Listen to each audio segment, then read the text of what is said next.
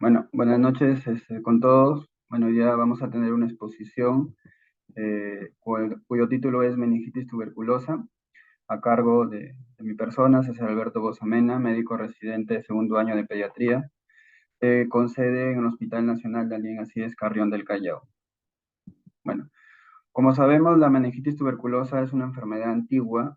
Se ha encontrado en restos humanos óseos, rastros, vestigios, en momias, donde se evidenciaba que estas momias habían presentado la tuberculosis en esos tiempos. Ahora, se conoce que la tuberculosis es causado por un complejo llamado Mycobacterium tuberculosis. Dentro de ellos está Mycobacterium tuberculosis, Mycobacterium bovis, Mycobacterium africanum, Mycobacterium microti y Mycobacterium caneti.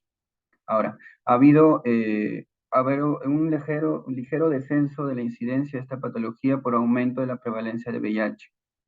Lo que se ha evidenciado en los últimos años es que ha habido un aumento de la prevalencia de la resistencia al tratamiento, a ciertos fármacos. Ahora, la epidemiología de esta enfermedad, como sabemos, la tuberculosis es la novena causa mundial de muerte y la primera por enfermedades infecciosas, mucho por encima de la infección por VIH-Sida.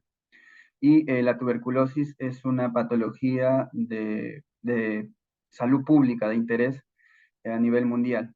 En el 2017, según un reporte de la Organización Mundial de la Salud, 10,4 millones de personas se enfermaron de tuberculosis, dentro de los cuales 1 millón eran pacientes menores de 15 años. Y dentro de este grupo, 250.000 niños murieron a causa de esta enfermedad. Ahora, ¿por qué la importancia de esta patología? Según el cuadro que estoy mostrando en esta diapositiva, eh, los, la incidencia de esta enfermedad va a ser mayormente el riesgo en niños menores de 1 año de edad, presentando un porcentaje entre el 30 a 40% de esta enfermedad y 10 a 20% va a presentar meningitis tuberculosis. Ahora, la importancia es que durante esta edad el niño va a desarrollar todo lo que es la parte cerebral. Entonces, a largo plazo va a generar complicaciones. Ahora, si vemos todos los casos de tuberculosis, la principal, como sabemos, es la pulmonar, la segunda es la linfoadenopatía, estando la meningitis tuberculosa en el tercer lugar, según un estudio realizado en España. Ahora, dentro de las meningitis, como sabemos, hay meningitis agudas, subagudas y crónicas. Dentro de las meningitis subagudas y crónicas, está agrupado en cuatro grupos: las causas infecciosas, neoplásicas, idiopáticas y también autoinmunes.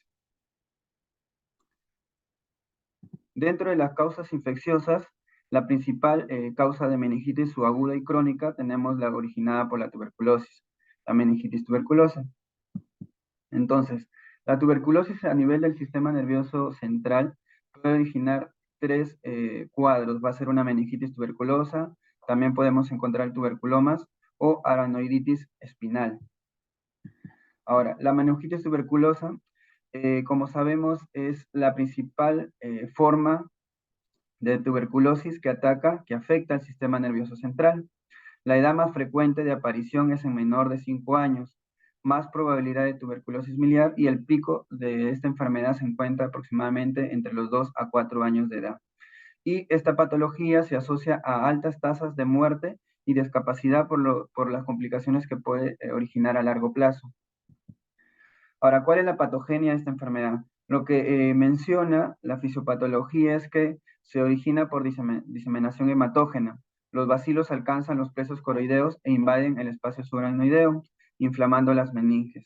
Y por continuidad, a partir de un tuberculoma cerebral que se festuliza al nivel del espacio subaracnoideo o a partir de los huesos del cráneo, una tuberculosis ósea, haciendo, digamos, diseminando a nivel cerebral.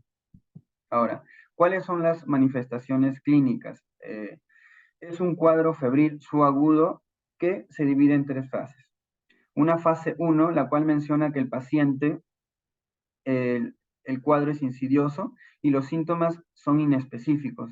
El paciente puede presentar fiebre, malestar general, cefalea, irritabilidad, somnolencia, vómitos, estancamiento ponderal, retroceso en los sitios de desarrollo.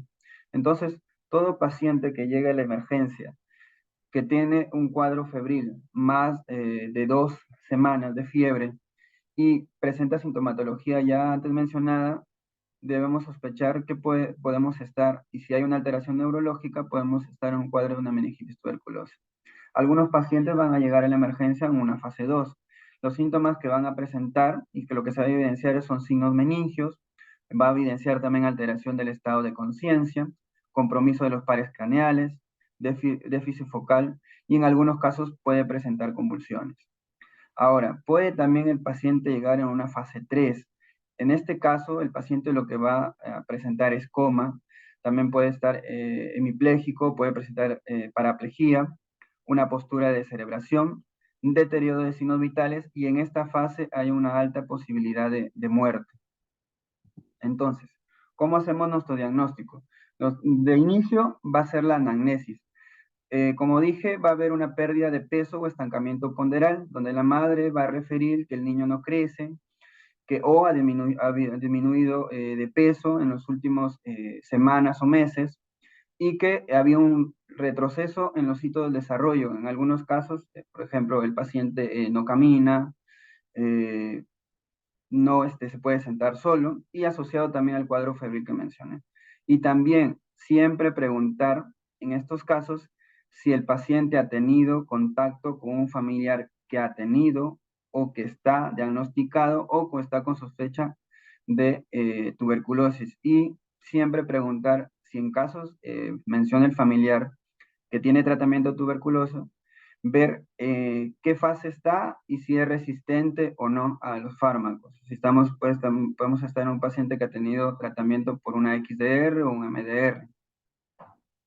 Entonces, también nos va a ayudar en el diagnóstico la prueba cutánea, la prueba de tuberculina, el PPD, donde se menciona, según la bibliografía, que menos del 50% va a ser positiva, pero también menciona que si tengamos un caso de alta sospecha de meningitis tuberculosa, así la prueba de PPD salga negativa, esto no descarta la posibilidad del diagnóstico.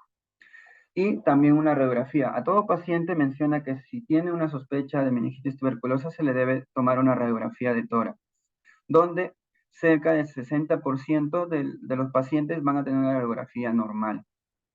Y también se puede pedir, en algunos casos, cultivo positivo para desputo.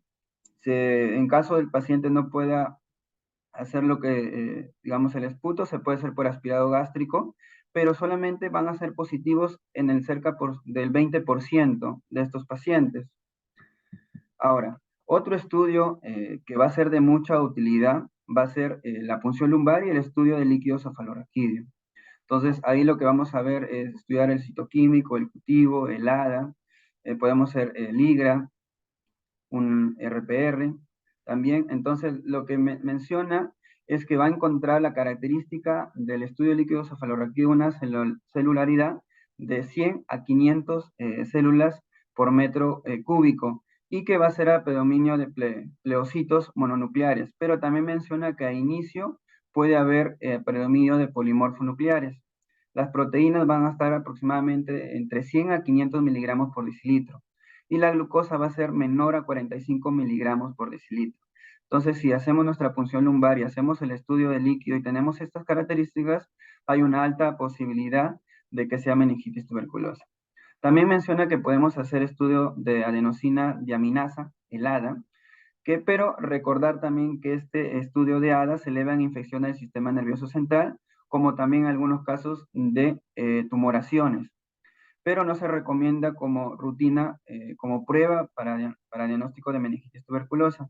Pero lo que menciona, por ejemplo, si tenemos un estudio de ADA mayor o igual a 8, esto va a ser una alta sospecha de confirmar el diagnóstico. Ahora, también podemos hacer estudio de ensayo de liberación de interferón gamma, el IGRA. Hay pocos estudios en niños, tiene una baja sensibilidad y no se recomienda como estudio de rutina. Si estos exámenes, por ejemplo, un ADA y un IGRA salen negativos, no descarta la sospecha de diagnóstico de meningitis tuberculosa.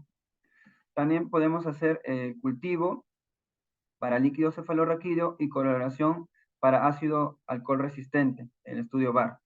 Entonces, la sensibilidad del estudio líquido cefalorraquídeo menciona que para la detención de tuberculosis mejora con volúmenes grandes o muestras múltiples. Lo que menciona es que debemos obtener muestras por encima de 5 mililitros para el estudio. Mientras más se obtenga el volumen, la posibilidad de que salga positivo va a ser mucho mayor.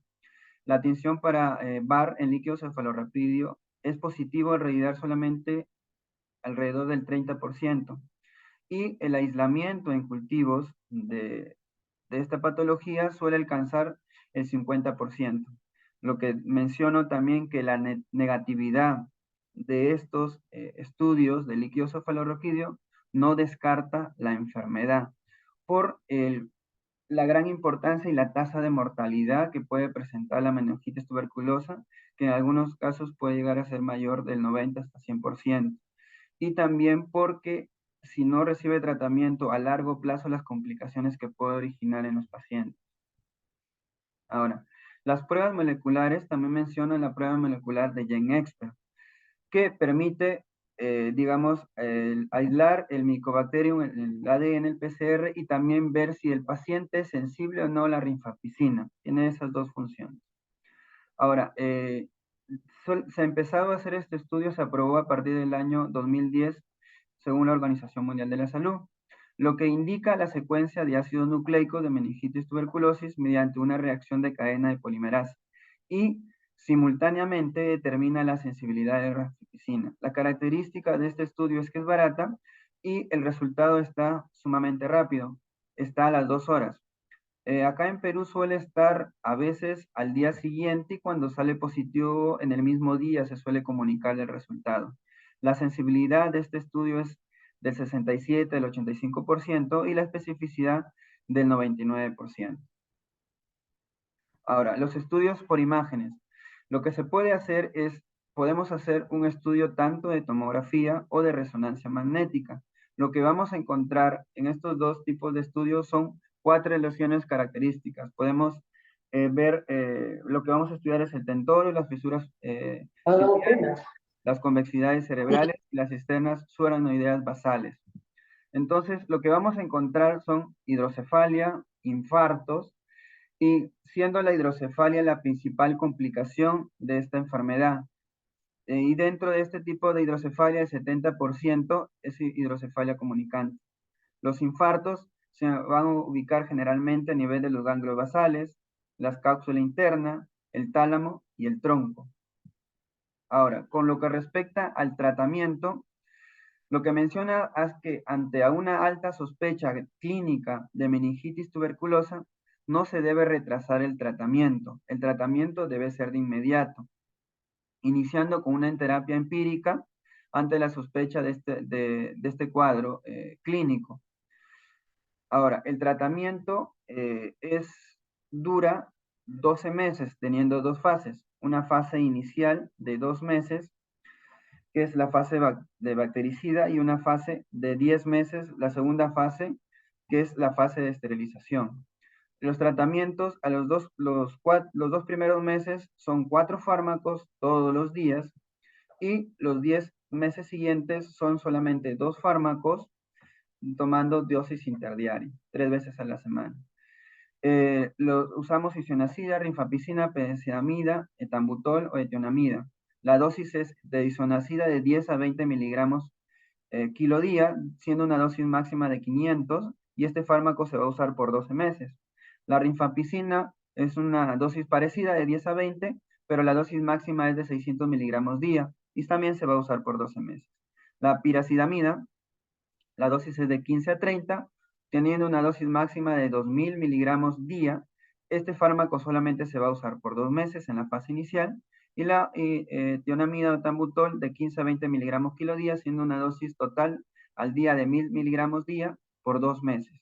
El uso de tambutol está asociado a neuritis óptica, pero estudios mencionan en pediatría que si se da una dosis adecuada al peso, sin sobrepasar la dosis máxima, los efectos adversos de este fármaco son mínimos.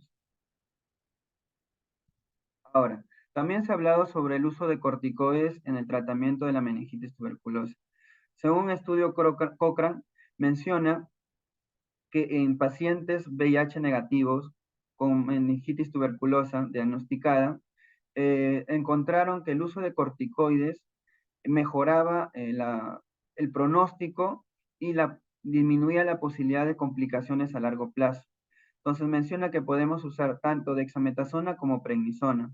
Si se va a usar dexametasona, si en pacientes de menos de 25 kilos se puede usar 8 miligramos al día, y si es mayor de 25 kilos, 12 miligramos día, durante 2 semanas. Si en caso se usa prednisona, se puede usar de 2 a 4 miligramos kilo día, siendo una dosis máxima al día de 60 miligramos por 2 semanas. Algunos estudios menciona que puede ser hasta 4 semanas, y después 4 semanas que se va a ir disminuyendo progresivamente. Ahora, el pronóstico de esta patología, de la clínica de la enfermedad, va a ser de acuerdo a cuando se dé el tratamiento al momento de haber sido diagnosticado. Si iniciamos el tratamiento en una primera fase, la evolución va a ser excelente.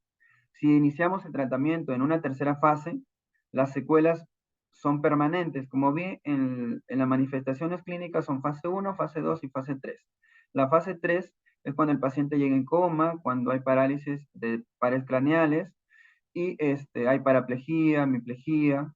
Entonces, si el paciente es diagnosticado en este momento, en esta fase 3, y se le inicia tratamiento, es mayor secuelas de manera permanente, dentro de las cuales va a estar la ceguera, la sordera, la paraplegia, diabetes insípida y retraso mental. Ahora, de manera de conclusión de esta exposición, debemos recordar que la meningitis tuberculosa es la causa más común de mortalidad secundaria a la tuberculosis. La negatividad de los cultivos o pruebas diagnósticas no descartan la meningitis tuberculosa. El retraso diagnóstico es frecuente, y este mismo retraso va a ir agravando la clínica de presentación y aumentando por consiguiente las secuelas y la mortalidad. El inicio precoz del tratamiento va a ser crucial para el pronóstico que va a tener este paciente a largo plazo. También que cuando se sospecha de meningitis tuberculosa, se deben hacer todos los intentos apropiados para aislar el organismo para confirmar el diagnóstico y determinar el patrón de susceptibilidad de fármaco, y que la meningitis tuberculosa se puede prevenir si se instaura de forma oportuna el tratamiento en menores de 5 años que han estado en contacto con un caso probable de tuberculosis.